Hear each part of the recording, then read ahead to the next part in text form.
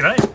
A LEGO Ideas Minerals Collection, set 21362, just under 900 pieces. And this sparse display case looks like it will have 6 gems and minerals at the end of it. That's the front.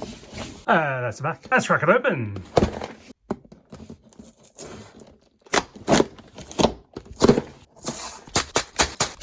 Seven bags and 3 booklets. Some of these plastic bags have paper bags inside them. I wonder what's inside those.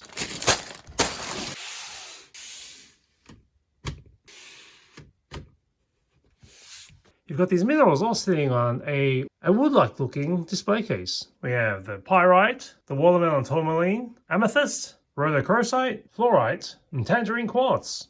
If you like building with snots, this is all over the place. You get a hint of it in the amethyst, but all these are going off in terms of angles and brick placement. Each of the stand areas have only just a jumper to hold the pieces in place, allowing you to adjust it to your liking. Or maybe you don't even want it that way. You change them around as you please.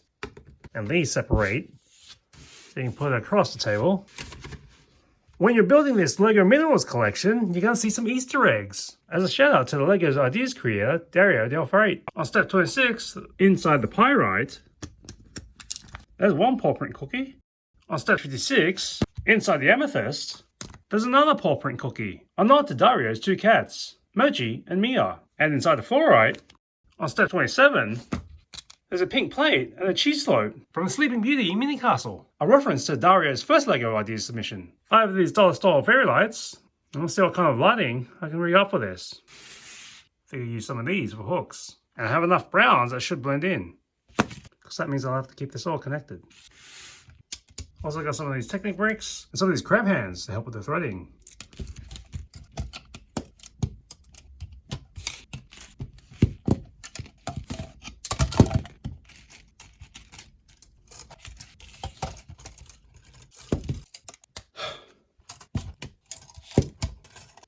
I'll make use of some of these Technic bricks with a hole so it can thread through. Maybe some of these pincers to keep them clipped. Also these crab hands to help with the positioning. This is what it looks like rigged up from the back. And it's a bit of a mess, but hopefully it turns out all right.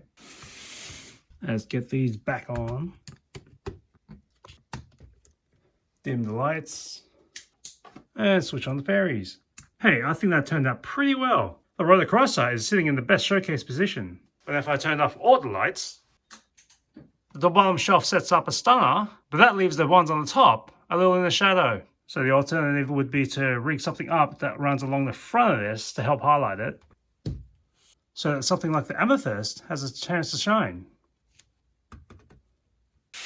Or you turn it around and rig it up the front, like I have here. Use these connectors to better channel the wire across. I've tried rigging these lights underneath the windows, but it's a little too diffused and blocked out by the ceiling gem to even use any of the illumination. The wires are a little more in your face. I think that's better glowing. Now each of these have a bit of a spotlight in front of them. You probably buy yourself a lighting kit for this set off of Amazon or other places, like these. But I don't want to invest in that much. This is passable for me, so it does enough. I know in camera it looks a bit flared, so I'll figure out a way to diffuse that a little bit more. So when they're set up with the lights down the front, the amethyst gets a bit of a show. There are so many ways you can configure a wooden frame, but this setup, at least especially on the amethyst, reminds me of this Geo I have sitting on this plant stand.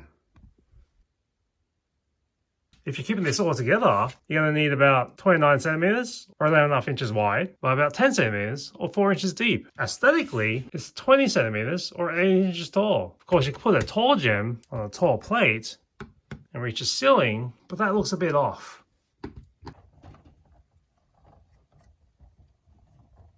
See you next time on Pirate Islands.